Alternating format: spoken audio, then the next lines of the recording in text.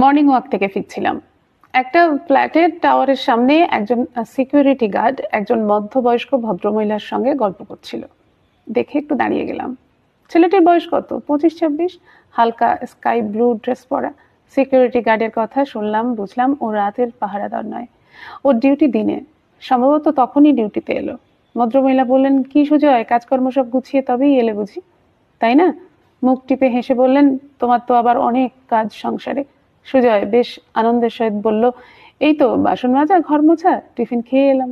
ভদ্রমহিলা বেশ ইন্টারেস্ট নিয়ে জিজ্ঞেস করলেন, তা তোমার বউ বুঝি কিছুই করে না, সবই তোমায় করতে হয়?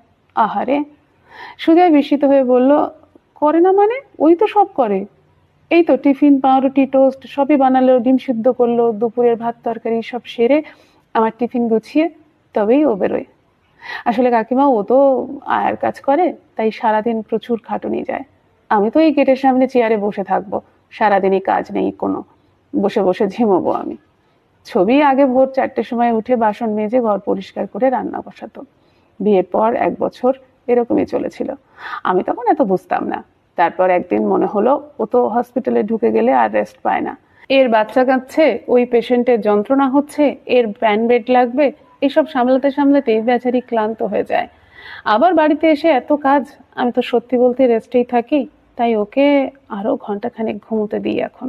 ভোরে উঠে আমি বাসন মাজা, ঘর মোছা, জামা কাপড় কাচা এগুলো করে নিই, আমার তো কোনো সমস্যাই হয় না। ছবি বারণ করেছিল, আমি শুনিনি। বিয়েটা তো দুজনেই করেছি, একলা ও কেন এত কাজ করবে বলুন তো? সংসারটা তো আমাদের দুজনের, তাই না? সুজয়ের চোখে সূর্য উদয়ের হাসি। কুয়াশা ভেজা সকালের প্রথম রোদ্দুরে ঝকঝক করছে ওর সরল মুখটা। ভদ্রমহিলা বললেন, সে তো বুঝলাম, তবুও যার যেটা কাজ, তুমি পুরুষ মানুষ, রোজ রোজ বাসন মাজতে তোমার ভালো লাগবে কেন? একদিন ঠিক বিরক্ত লাগবেই। সুজয় হেসে বলল, মরেছে তাহলে তো খুব বিপদ। ছবির যদি রোজ রান্না করতে ভালো না লাগে, তাহলে আমি কি খাবো? অনভিজ্ঞ নতুন সংসার পাতা ছেলেটাকে মধ্যবয়স্ক ভদ্রমহিলা বললেন, ছবির কেন বিরক্ত লাগবে? বউ মানুষ, রান্না করতে বিরক্ত লাগলে চলে। কিন্তু তুমি বাসন মাজছো দেখে অবাক লাগলো। তোমার কাকা কোনোদিন জলের গ্লাস নিয়ে খায়নি। তোমার কাকা বলে, পুরুষ মানুষ নিজে জল নিয়ে খাবো, তাহলে বিয়ে করেছি কেন?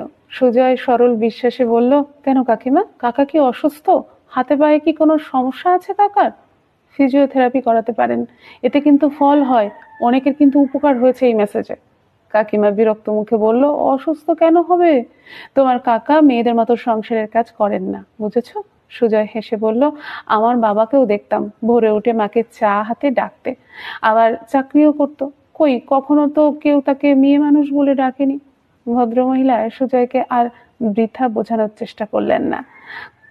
কোনটা কোনটা পুরুষদের করা উচিত নয় সেটাও বোঝাতে গেলেন না। ঢুকে গেলেন ফ্ল্যাটে। সুজয় ছবির গুছিয়ে দেওয়া খাবারের টিফিন বক্সটা চেয়ারের উপর রাখতে রাখতে বলল, বাপরে, কত সব চিন্তা, কোনটা মেয়েদের কাজ কোনটা পুরুষদের, এটা কি ঠিক করে দিয়েছে ভগবান? আমার মনে হলো সুজয় নিজের অজান্তেই মহিলার গালে এক কষিয়ে থাপ্পড় মারল। যদিও এতে ওই মহিলার সামান্যতম পরিবর্তন হবে না বলেই আমি বিশ্বাস করি। ঘুণ ধরেছে অনেক গভীরে, যার উৎস খুঁজতে হলে প্রবেশ করতে হবে তার মূলে। তবুও সুজয় রানা বুঝুক কাজের প্রকারভেদ।